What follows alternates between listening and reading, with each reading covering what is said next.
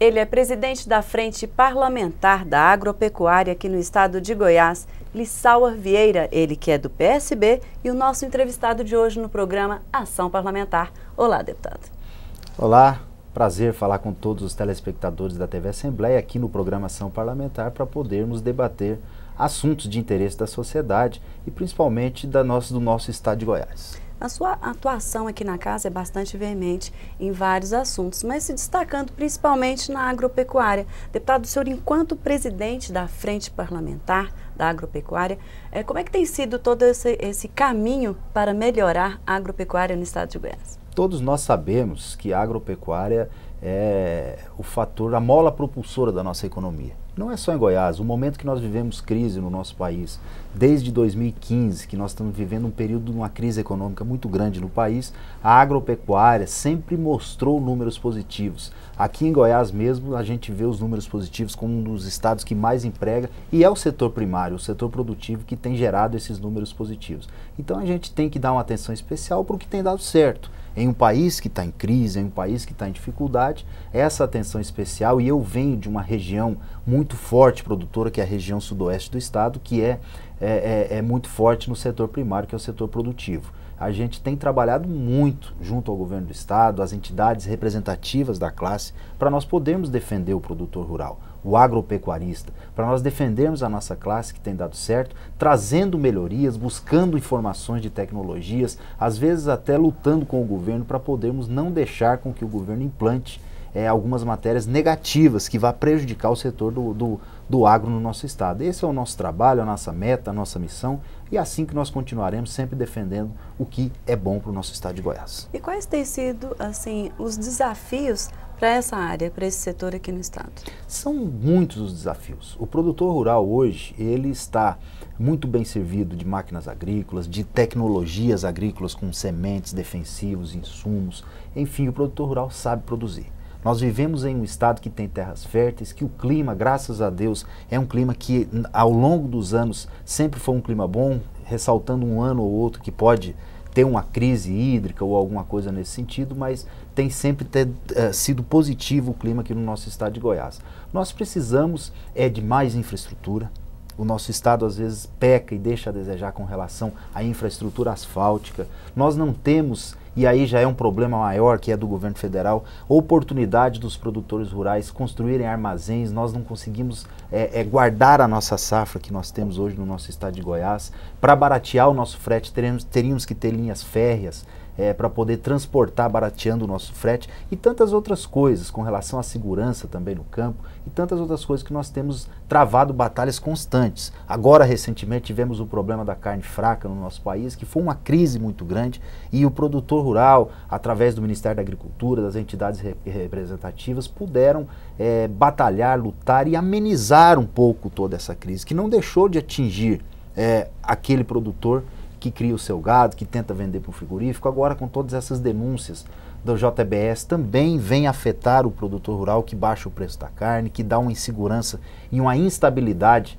no pecuarista de vender o seu gado para poder faturar dinheiro, para poder fazer liquidez, e tudo isso afeta o nosso setor. E ainda o governo federal vem e coloca mais uma tarifação, que é o Fundo Rural, que estava há 5 anos sem ser cobrado do produtor rural, agora julgaram inconstitucional e voltou a cobrança do Fundo Rural, onde já fizemos manifestos em Brasília, abriu-se, através da Frente Parlamentar Agropecuária, lá do Senado, da Câmara, do Congresso Nacional, para poder negociar com o governo federal com relação ao Fundo Rural, e as coisas estão avançando. Mas o nosso trabalho é esse, de defender a classe e de poder melhorar cada vez mais o setor no estado.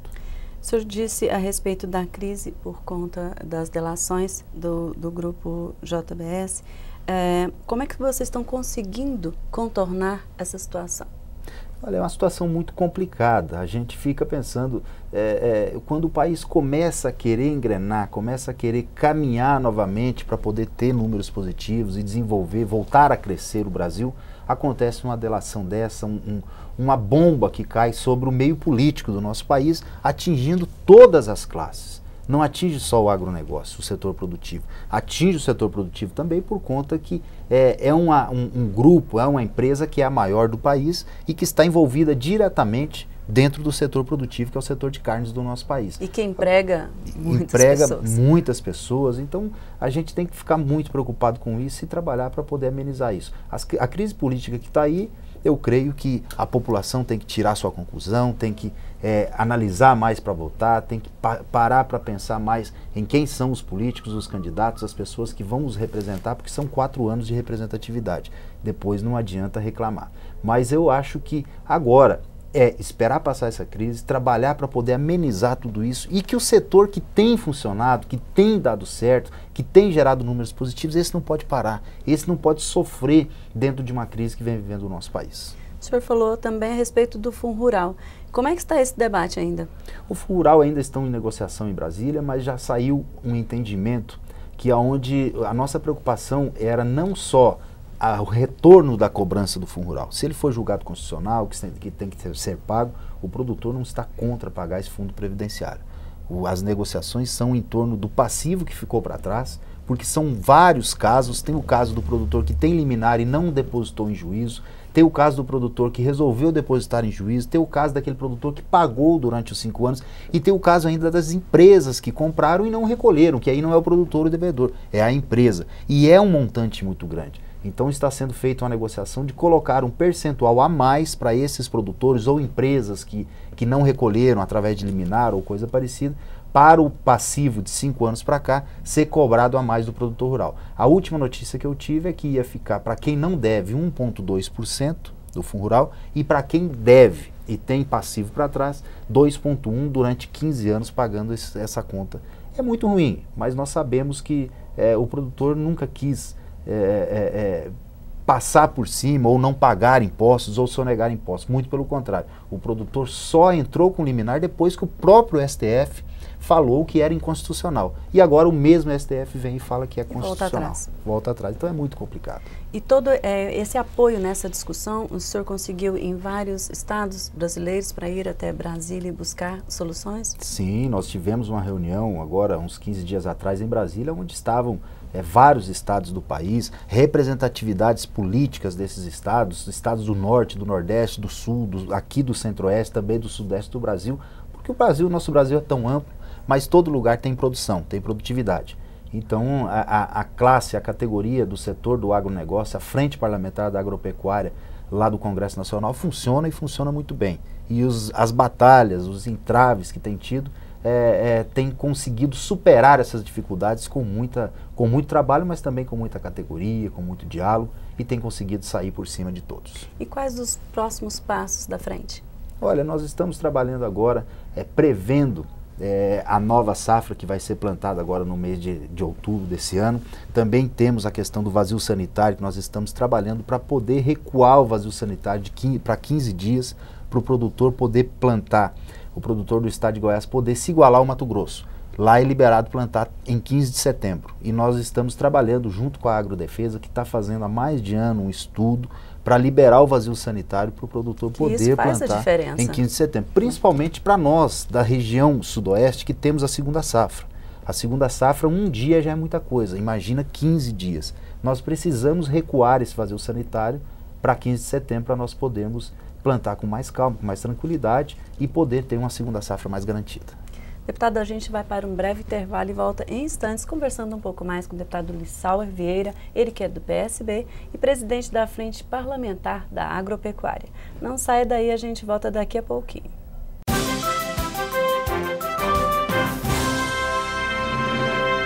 Quando uma mulher sofre uma agressão doméstica, todo mundo sofre. A mãe, o pai, sua vizinha, o marido da sua vizinha, seus colegas de trabalho.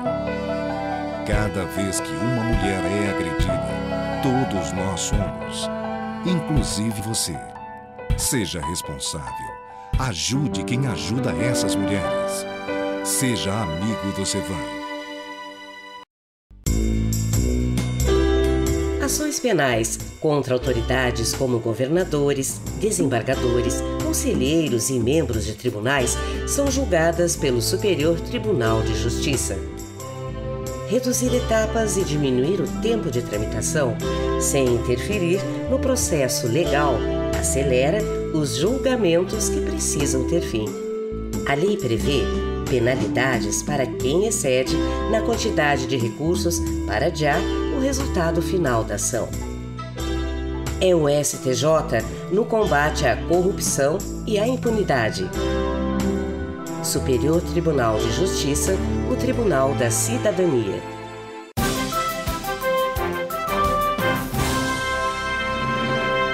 De volta com programação parlamentar, que hoje tem no estúdio o deputado Lissauer Vieira. Deputado, nós falávamos no bloco anterior a respeito do seu trabalho na frente parlamentar. E agora eu gostaria de destacar um pouco a respeito do trabalho nos municípios, nas suas bases. Como é que está toda essa questão em termos de legislativo, que aqui o senhor, enquanto parlamentar, o senhor trabalha aí buscando melhorias para os municípios, as suas bases. Como é que está essa ideia do investimento do executivo nos municípios? Olha, o parlamentar, ele além de legislar, de fiscalizar obras, de fiscalizar ações do governo, ele também tem a sua representatividade. Alguns com classes e categorias, outros com segmentos organizados, outros com regiões. Venho de uma região forte no agronegócio e também de uma região muito forte no estado de Goiás e populosa. E nós temos que defender os interesses da população. Aonde estão os problemas é nos municípios. Aonde nós chegamos, visitar as nossas bases e ouvimos às vezes uma reclamação da sociedade, um pedido de um prefeito, de uma liderança política, são nos municípios. É essa atenção que nós trabalhamos e focamos para dar para esses prefeitos e essa população dos municípios. Assim, nós temos trabalhado muito e argumentado com o governo do estado da importância de poder fazer investimentos a esses municípios e também de poder pagar as emendas parlamentares que nós temos aqui. Nós sofremos muito com isso. O governo às vezes não cumpre com a sua obrigação, que é pagar as nossas emendas em dia. E nós vamos até as nossas bases, olhamos a necessidade da população e oferecemos uma ajuda, mesmo que seja pequena, para os prefeitos, para os vereadores e para a população, para podermos colocar uma emenda parlamentar. E às vezes quando não sai essa emenda, frustra o nosso trabalho e nos deixa muito triste com isso. Mas o governo do estado tem feito um trabalho de se desdobrar para poder arrumar recursos, e esse programa Goiás na Frente vem de encontro às necessidades dos municípios que estão em crise também. Lançado recentemente e já iniciando aí um processo, né? Em todos os municípios. Já está lançado, já foi feito o lançamento do programa e visitaram várias regiões. O governador Marconi Perillo e o vice-governador Dr. Zé Hélito recebeu todos os prefeitos aonde inovou, porque ele mostrou para o prefeito o recurso e falou, olha, você aplica onde você quiser sob forma de convênio. Agora está em fase de apresentação de documentação, alguns municípios já receberam a primeira parcela para poder fazer o que eles acharem melhor. O que é também uma autonomia para o município, Com certeza, porque cada município tem sua história, tem sua dificuldade, tem suas necessidades. E o nosso trabalho é acompanhar isso, é visitar os prefeitos, é buscar recursos, é buscar melhorar para esses prefeitos, para essas cidades, para nós podermos atender às demandas da população. Eu acho que nós estamos em um momento de crise, sim, mas em um momento também de crescimento do nosso estado de Goiás. Poucos estados no país estão com condições de fazer investimento, em condições de poder liberar dinheiro para as prefeituras. Eu ouvi vários prefeitos que assumiram agora em janeiro que não sabiam o que fazer no começo do mandato, tamanha dificuldade financeira. Esse dinheiro do governo do estado vem em boa hora, espero que seja bem aproveitado pelos prefeitos e que o governo possa, dentro do cronograma de pagamento, pagar todas as prefeituras e levar o benefício à população, que é o que mais nos interessa. O senhor falou a respeito das emendas parlamentares, inclusive grande debate aqui na casa a respeito da PEC, do orçamento impositivo, essa necessidade de ter reconhecida a emenda parlamentar para o benefício dos municípios. Com certeza, eu sou totalmente favorável ao orçamento impositivo, já declarei o meu voto a favor do orçamento impositivo. O deputado Cimeison, que é relator, o deputado Henrique Arantes, que é o autor da PEC, nós precisamos ter autonomia. A nossa casa precisa ter autonomia porque nós estamos nas bases, nós sabemos aonde tem que ser investido. E qual que é o papel do governo? O papel do governo é cuidar dos municípios, é ajudar esses municípios com investimentos. E é só isso que nós queremos, uma autonomia, que o orçamento já seja colocado, esse orçamento impositivo, dentro da LDO, dentro da LOA anual do Estado, para poder ser destinado aos deputados, e nós vamos fazer o que é mais necessário para a população, o que nós ouvimos no dia a dia dentro das nossas comunidades que nós representamos. Nada mais justo e nada mais correto que isso. E dentro desse aspecto também, deputado, é a apresentação de projetos.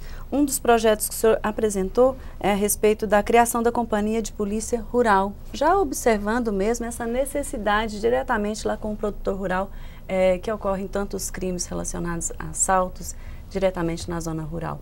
Explica um pouco a respeito desse projeto para a gente. A zona rural, no nosso estado de Goiás, é um setor que hoje é muito populoso, principalmente na minha região sudoeste, mas em todas as regiões do estado.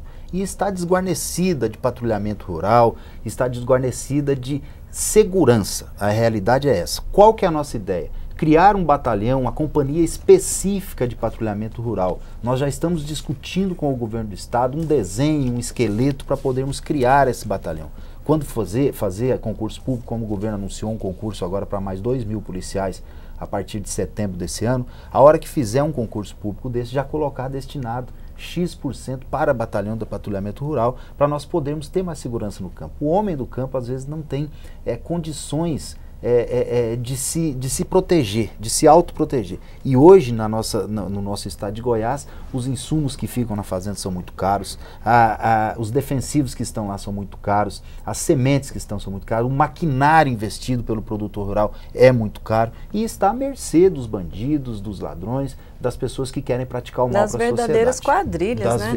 Isso porque mesmo. As ocorrências têm sido inúmeras. Inúmeras e têm aumentado cada vez mais. O governo já avançou nisso, já criou na Polícia Civil uma delegacia específica para investigar crimes no campo.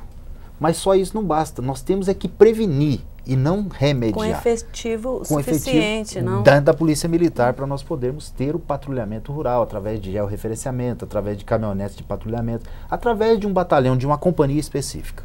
No caso, esse projeto, o senhor já apresentou e como é que está o andamento? Esse projeto foi apresentado por mim em 2015, de minha autoria, porém a Procuradoria da Casa julgou inconstitucional porque eu não posso legislar sobre matéria nenhuma que gere custos para o Estado.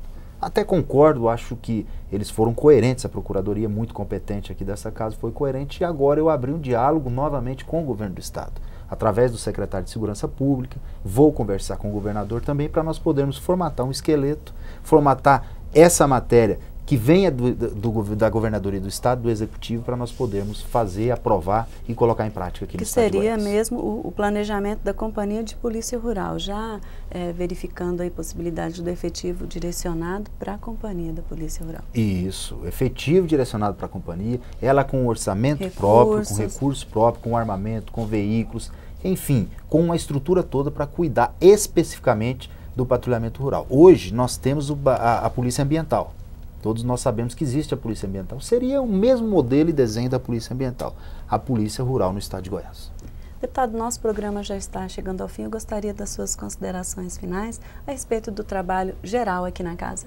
Olha, eu agradeço sempre a TV Assembleia, a todos os servidores desta casa. Para nós é um prazer poder estar trabalhando aqui, sempre com muita responsabilidade, com muita humildade, mas com muita dedicação em poder representar a população do Estado de Goiás, em poder estar aqui fazendo o nosso papel de cabeça erguida em momentos de dificuldades, que nós sabemos que existem dificuldades, não só econômicas no país, como também uma crise de credibilidade da classe política. O meu recado para a população é que a população não pode desanimar. Nós precisamos continuar de cabeça erguida, acreditando no nosso país, acreditando nas pessoas e analisando melhor a hora do voto para poder não sofrer as consequências depois. Agradeço a todos os telespectadores, muito obrigado e até a próxima oportunidade. Nós aqui é que agradecemos o deputado Lissauer Vieira, do PSB, ele que hoje apresentou todas as suas propostas aqui, a sua atuação parlamentar aqui na Assembleia Legislativa. Muitíssimo obrigada, deputado, e até um próximo programa aqui com a gente, até um próximo Ação Parlamentar.